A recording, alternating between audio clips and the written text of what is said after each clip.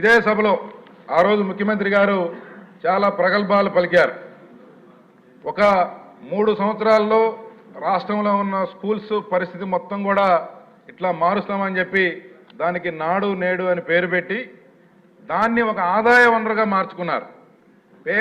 పేద పిల్లలకి అందవలసిన వస్తువుల్లో కూడా కక్కుర్తి పడి సెంట్రల్ ప్రొక్యూర్మెంట్ సిస్టమ్ ద్వారా వీళ్ళు అవినీతికి పాల్పడ్డారు. అయితే వీళ్ళు ఈ రకంగా డబ్బులు సంపాదిస్తూ అక్కడ పనిచేస్తున్న ప్రధాన ఉపాధ్యాయుల్ని పనులకు బాధ్యులు చేస్తూ వారితో ఈ చదువుకు సంబంధం లేకపోయినా వారితో ఈ పనులన్నీ చేయించి వాళ్ళని మానసికంగా వేధించారు. తల్లిదండ్రులని ఎక్కడా కూడా ఇన్వాల్వ్ చేయలేదు. వైఎస్ఆర్ కాంగ్రెస్ పార్టీ నాయకులనే కాంట్రాక్టర్లుగా అవతారం ఎత్తిచ్చారు. అంటే ఒక పవిత్రంగా జరగవలసిన కార్యక్రమాన్ని వీళ్ళ యొక్క డబ్బు ఆశకి కకుర్తికి బలి చేశారు. అందుకే ఆ ప్రోగ్రాం కూడా సక్సెస్ కాలేదు.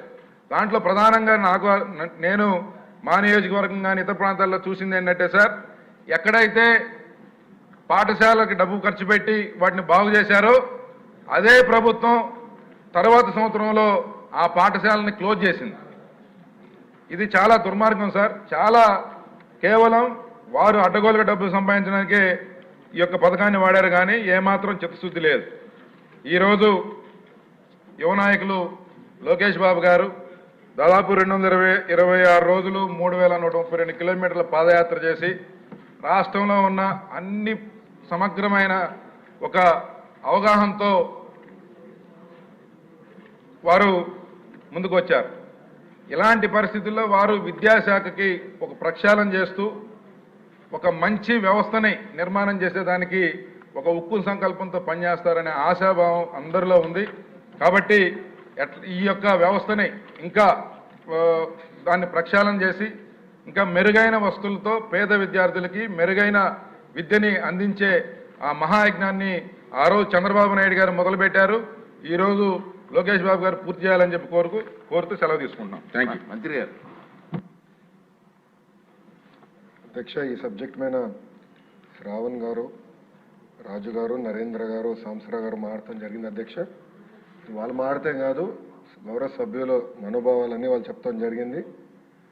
ప్రధానంగా నరేంద్ర గారు అడిగారు, శ్రావణ్ గారు కూడా అడిగారు, సాంసరావు గారు కూడా అడిగారు. అధ్యక్ష, తప్పనిసరిగా నాడు నేడు పైన ఒక ఎంక్వైరీ ప్రభుత్వం వేస్తుంది, అంటే ఎలాంటి సందేహం లేదు. అగ్రిమెంట్స్ ఏంటి, గతంలో ఎవరికి ఇచ్చారు ఈ వర్క్లు, ఎందుకు పనులు సరిగా జరగలేదు, నాసరికైన పనులు జరిగిననేది పేపర్లో కూడా గతంలో వచ్చింది. దానిపైన తప్పనిసరిగా ఎంక్వైరీ చేస్తాం. రెండోది, సాంసరావు గారు చెప్పినట్లు ఫేజ్ 1లో కొన్ని భవనాలు కట్టారు, కానీ అది మూసేశారు, అంటే వాడట్లేదు. ఏకంగా స్కూల్స్నే మూసేసే పరిస్థితికి వచ్చారు.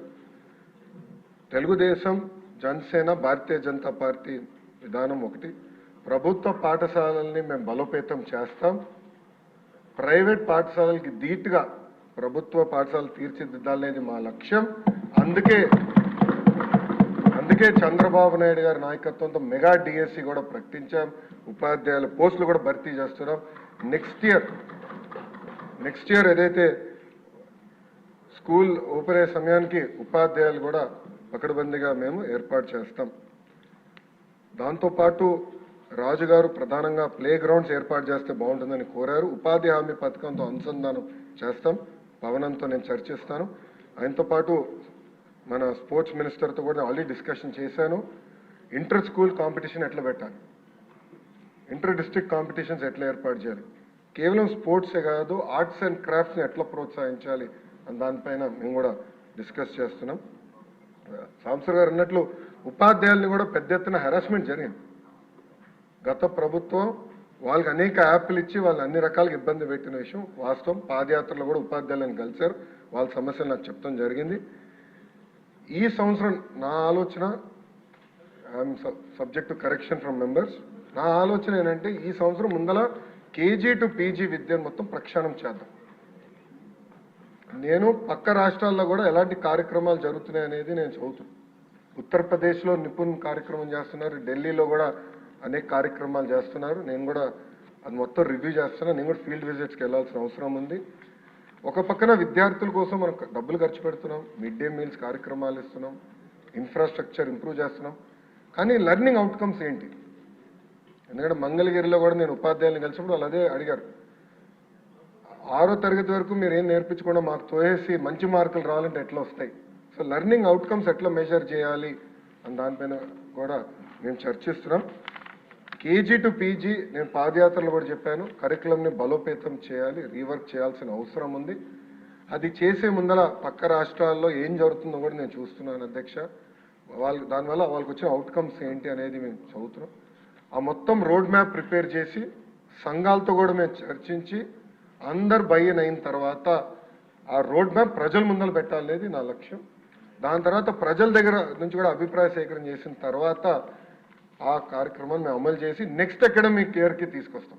అంటే గత ప్రభుత్వం లాగా రివర్స్ టెండరింగ్ అనే హడావిడిగా చేసి పోలవరం ఎట్లయితే సర్వనాశనం చేశారో అలా నేను చేయదలుచుకోవాలి విద్యా వ్యవస్థని. విద్యా వ్యవస్థలో కూడా అనాలోచిత వల్ల చాలా దెబ్బతిని సిబిఎస్ఈ కరికులం అన్నారు, కొన్ని స్కూల్స్ ఏమో CBSE curriculum with CBSE examination అన్నారు, మళ్ళీ మధ్యలో ఐబీ అన్నారు, తర్వాత టోఫెల్ అన్నారు, డిక్షనరీ అన్నారు. అంటే కొంచెం గందరగోళంగా ఉంది. ఇది మొత్తం కొంచెం స్ట్రీమ్లైన్ చేయాల్సిన అవసరం ఉంది. ఎందుకంటే మన పిల్లల భవిష్యత్తు దీనిపైన ఆధారపడి ఉంది, పిల్లల భవిష్యత్తు దీనిపైన ఆధారపడి ఉంది. సో సిస్టమేటిక్గా చేయాల్సిన అవసరం ఉంది. తొందరపాటు నిర్ణయాలు కాకుండా సిస్టమేటిక్గా చేయాలనేది నా ఆలోచన అధ్యక్ష. 2019 నుంచి 24 అని మీరు చూస్తే 2019లో అంటే ఆనాడు తెలుగుదేశం ప్రభుత్వం హయాంలో 38,98,000 మంది విద్యార్థులు ఉన్నారు. 5 సంవత్సరాలు వేల కోట్ల రూపాయలు ఖర్చు పెట్టిన తర్వాత అది 38,26,000 మంది విద్యార్థులకు తగ్గిపోయింది. అంటే 72,117 మంది విద్యార్థులు ప్రభుత్వ పాఠశాలలో తగ్గిపోయారు. ఇది కరెక్ట్ కాదు, అంటే ఎక్కడో లోపాలు జరుగుతున్నాయి, అంటే డౌట్ లేదు. అదేవిధంగా 117 జీవో గురించి కూడా సభ్యులు నా దృష్టికి తీసుకొచ్చారు. అది కూడా మేము డిస్కషన్లో ఉంది.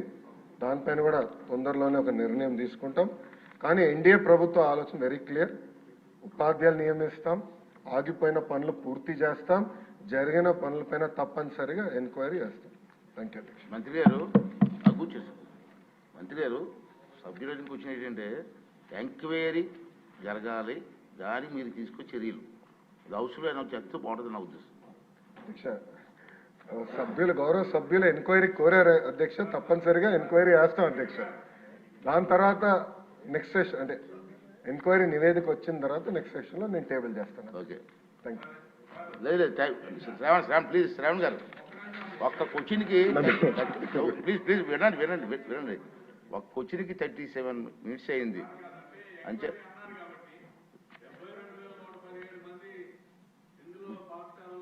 తగ్గారు విద్యార్థులు, తగ్గిన రీజన్స్ ఏంటి అది కూడా ఎంక్వైరీ చేయాలి సార్. అది చాలా ఇంపార్టెంట్, అది నేను కోరుకుంటున్నాను సార్. ఓకే నెక్స్ట్ క్వశ్చన్ అండి. 11 సాంకేతిక విద్యపై ప్రభుత్వం విధానం వివరాలు జతపరిచాం అధ్యక్ష. రెండో ప్రశ్నకి సమాధానం అధ్యక్ష. నూతన సంస్థల ఏర్పాటు కోసం అవసరాలను అర్థం చేసుకోవడానికి ప్రభుత్వం ఐటీఐ పాలిటెక్నిక్తో పాటుగా రాష్ట్రంలో సాంకేతిక విద్యా సంస్థల సమగ్ర సమీక్షను ప్రభుత్వం చేపడుతుంది అధ్యక్ష.